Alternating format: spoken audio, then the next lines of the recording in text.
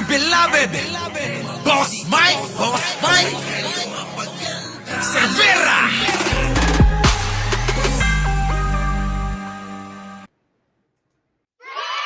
Ha? Oo. Shout out po sa inyong lahat. At bago tayo mag-umpisa sa ating talakayang gabi, Oo, eto na nga mga kababayan. Huwag niyong kakalimutang mag-like, mag-share, at mag-subscribe. At syempre, birthday ko ng isang araw. Happy birthday! Diba? Oo, eto na nga mga kababayan. Diyos ko po. Maraming mga nabulag sa mga pinakita ng mga Duterte. Sinasabi ko na sa inyo ang hindi nyo nakikita noon pa. Kayo, no? Ayan, naglalabasan na mga kababayan, naglalabasan na sa confidential fund nila. Tapos, kita nyo naman yung halos kalahating bilyong confidential fund taon-taon ni dating Mayor Sara Duterte na ngayon ay Vice Presidente. Diba? At ngayon, kung naalala ninyo, si dating Pangulong Duterte umorder ng mga walang kakwenta-kwentang mga kung ano-anong pangkontra daw sa COVID. Ayaw. Diba mga boss? Ngayon, eto na. Si Pulong naman. Ay, nako, Pulong. Ano ba? Puro na lang kay Duterte. Di ba? Ngayon, ito ang ano dyan. Ito ang isang question dyan. Naghahanap sila, itong mga kaibigan nating mga nagtatanggol nga o bumabanat sa gobyernong Bongbong Marcos. Ito, itong mga bumabanat na kahit na walang mga ebidensya, na kahit na walang mga patunay, tira ng tira. Di ba? Di ba? Yung mga binibigyan nilang malisya na sinasabi ni Digong, weak leader yan. Weak leader yan. Huwag niyo iboto yan. Di ba? Ay nag-uunahan pa ng yan, nakikita niyo sinabi ni Presidente Duterte, weak leader yan. Bakit ninyo iboboto? Mga engot ba kayo?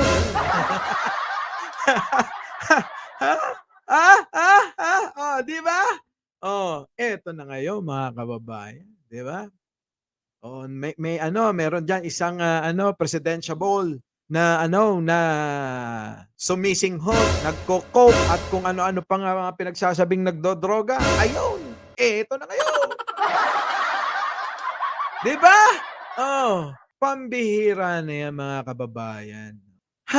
Kamakailan, si Pulong Duterte, panay ang reklamo. Sabi niya, binawasan nila yung 1 bilyon na lang. Naku, 1 bilyon lang daw yung yung kanyang pondo sa kanyang distrito, mga kababayan. Isip-isip ko, 1 taon, 1 bilyong pondo para sa distrito mo. Sa dami-daming mga lugar dito sa ating bansa, mga kababayan. Gusto mo parang sa'yo na lang lahat yung pondo eh. Yan ang problema sa kanila mga boss. Ang problema sa mga Duterte, kapag nakasanayan na nila yung, yung kumuha ng confidential fund, kumuha ng malalaking pondo, parang ayaw na nilang bitawan. Diba? Ngayon, eto na. Maalala nyo si Sara, di ba? Nasanay sa Davao. Siyempre, turo ng ama. Alangan naman walang basbas ng ama yon. Isipin nyo maigi, alangan na walang basbas ni dating Pangulong Duterte yon sa mga confidential fund na yan. Siya nga nagpauso niya. Ngayon, eto na. Nag-umpisa sa maliit, lumaki ng lumaki hanggang naging nasanay na sa kulang-kulang kalahating bilyong confidential fund. At ngayon, dito na nga, nung naging vice presidente na nga, si Sara Duterte, ang nangyari, mga kababayan, nagrereklamo na. Di ba? Bakit wala daw yung confidential? May question nga eh. Di ba? Kaya hindi ka nga binibigyan pa ng iyong confidential fund kasi nga, Madam Vice President, hindi mo maipaliwanag ng maayos kung saan mo dinala yung 125 million. Alam nyo mga kababayan, eto na. Itong mga Duterte nababahiran ng samot-saring mga ano, kung ating lalawakan na ang patungo nito corruption na, 'di ba? Pang ano pang darambong sa kaban ng bayan. Pero mo yung sa 3 taon mga kababayan na naging kongresista, itong anak ni idol ninyong Duterte. Pero mo 51 billion. Abay, sa kasaysayan ng Pilipinas, mga kababayan, siya lang ata ang kongresista na nagkaroon ng ganyang pondo. Kita nyo, umunlad ba ang distrito ng Davao? Ilan ba distrito ng Davao? Di ba mga kababayan? Umunlad ba yung distrito? Ay mga kababayan, hindi sinasabi rito na buong Davao kasi district yan, distrito yan. Halimbawa, dito sa lugar namin, 2 distrito. District 1 at saka District 2. Ganun yun mga kababayan. Parte lang ng Davao yung distrito na nasasakupan ni Pulong Duterte bilang kongresista. Diba? Oh, bilang kongresista, di ba Jocelyn Herrera? Oh, 51 billion. Isipin ninyo kung gaano nakaraming proyekto, kung gaano nakaunlad yung bayan nyo! Diba? Abe, ang dami nun. Baka siguro nagpagawa na ng ano yun, ng subway. Diba? Sariling subway doon. Baka nagpagawa na rin ng yung plano ni ano ni Manny Pacquiao na ano, cable car na lang para walang traffic. 'Di ba? Ibang klase mga kababayan itong mga lumalabas. Itong mga lumalabas na mga baho ng mga Duterte. Kita nyo ito mga kababayan, hindi vlogger, hindi vloggers ang naglalabas dito, hindi tulad ng mga ini-issue kay Pangulong Bongbong Marcos na yung mga makapiling vloggers lang. 'Di ba? Ang naglalabas dito mainstream media na. Kasama na sa Kongreso. Oh, ang naglalabas nito. Ito etong usapin ng 51 billion mga kababayan. Alam nyo kung saan ako naiinis? Panahon ito na dinaranas ng marami nating kababayan ang kahirapan dahil sa pandemya. Dinaranas natin ng buong mundo. Naghihirap pero sila, abay lintik na yan. Naghihirap sila kung paano bilangin ang pera. Diba? Lintik na yan. Ano ba gagawin nyo sa maraming pera? Ilang panahon na lang mawawala rin naman na kayo sa mundo. Pambihira kayo na atim ninyo, yung mga kababayan ninyo, nahihirapan. Yung mga kababayan ninyo, walang makain. Pambihira naman, oh. Diba? Samantalang kayo, kaya pala. Ako, sabi ni Pulang, walang problema sa akin yan. Hindi naman ako magugutom. Talagang hindi ka magugutom. Dami mong pera eh. Alam nyo kung yung 51 billion ginastos niya lang sa ano sa kanyang distrito, yung distrito niya na, yung pinakamayaman na distrito na lugar sa Pilipinas. Pero kung mahirap pa rin, kung average pa rin yung lugar ninyo, yung distrito ninyo, wala. Wala yan mga kababayan. Oo. Ibig sabihin baka mamaya yung mga pera kung saan lang napunta. Bahala kayo dyan. Magsipa tayang kayo. Bilyon ang pera ko. Diba? Eto na. Tingnan ninyo to. Sabi dito mga kababayan, OMG! Napakalaking halaga sa loob ng 3 taon, 51 billion approved during his father's time. Sino? Si Pangulong Digong Ninyo. Para sa Davao! Davao, distrito, ni Pulong. Pinaiimbestigahan ni House Committee on Appropriation Chairman Representative Elizalde Co ang umano'y 51 billion na ilaan para sa distrito ni Davao City Representative Paulo Duterte nung panahong presidente pa ang bansa nung panahong presidente pa ng bansa ang ama ni Tongsi Digong. Kababayan, yan ang problema. Yan ang problema. Tapos kala mo mga aping-api ang mga diputs. Di ba? Akala mo mga inaapi tong mga to. Akala mo aping-api si Sara. Si Sara, yayanga-yanga. Oh. Ganyan-ganyan lang si Sara. Mga ano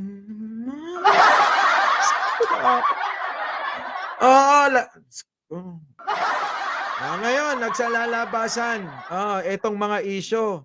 Kasi itong mga iba, lumabas kay Sara, confidential fund sa Davao, confidential fund dito sa kanyang sa office ng Vice President, 'di ba? Abay, kita nyo naman, 'di ba? Kita nyo naman. Parang yung mga tagapagtanggol nila, mga kababayan, parang baliwala. Ang total. Ha? Pansinin niyo kung ano gagawin niyo dito sa issue na 'to. May nagpapatotoo, nagbabalita kayo ng mga peke, ng mga sabi-sabi. Pero ito, sabi na mismo ng nag-imbestiga mga kababayan. Tingnan ninyo, sino ang may ano nito? Sino? Si Chairman Representative Elizalde Co.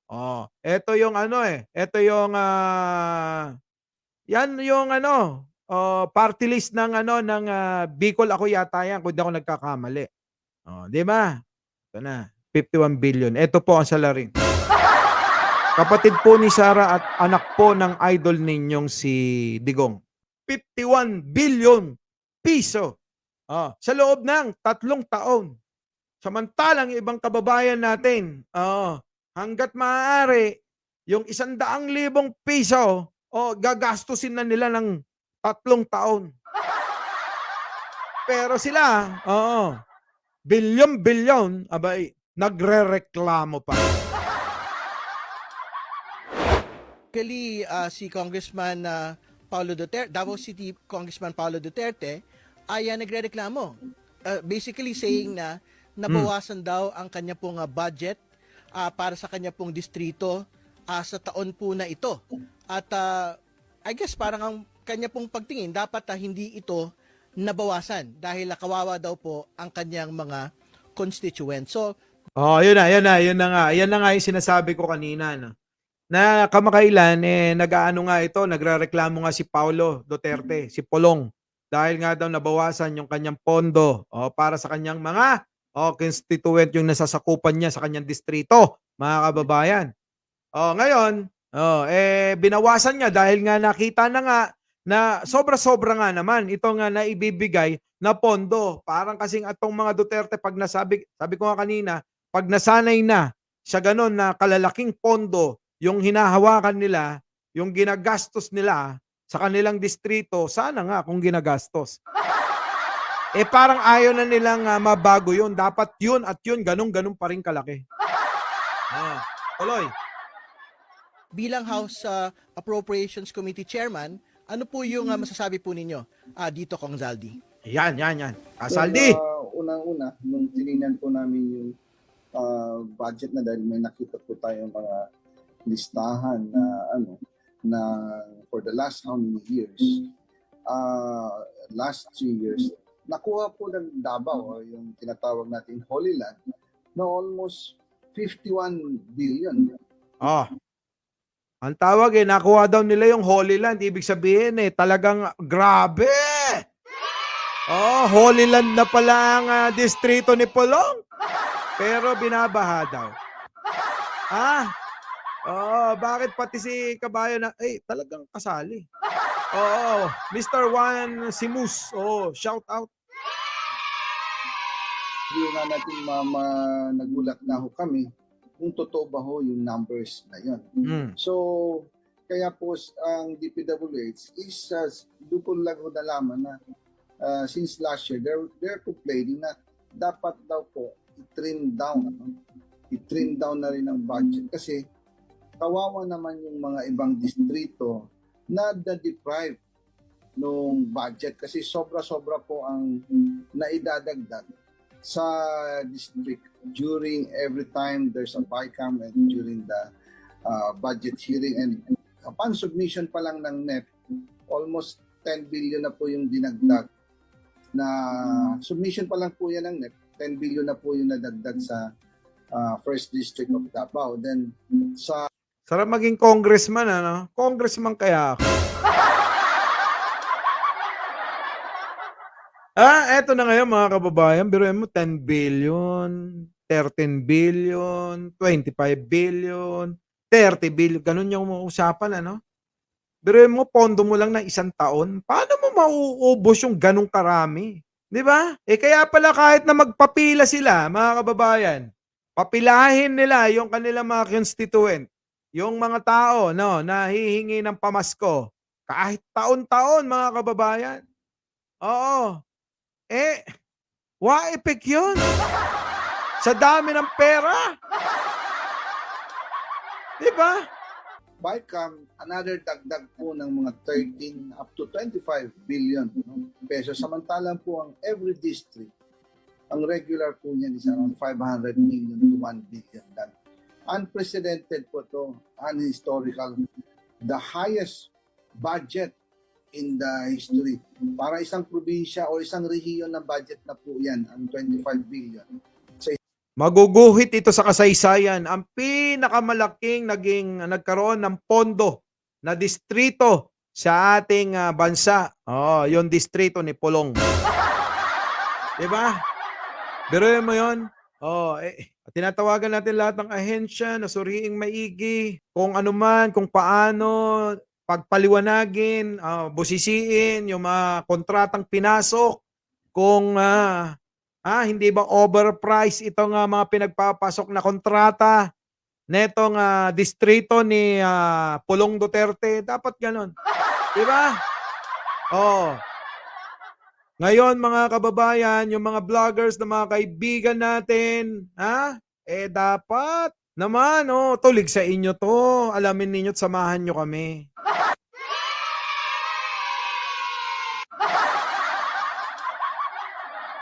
Ito naman si what the fuck. Irrelevant. Untog mo kaya yung ulo mo, tapos sabihin mo, what the fuck? Di ba?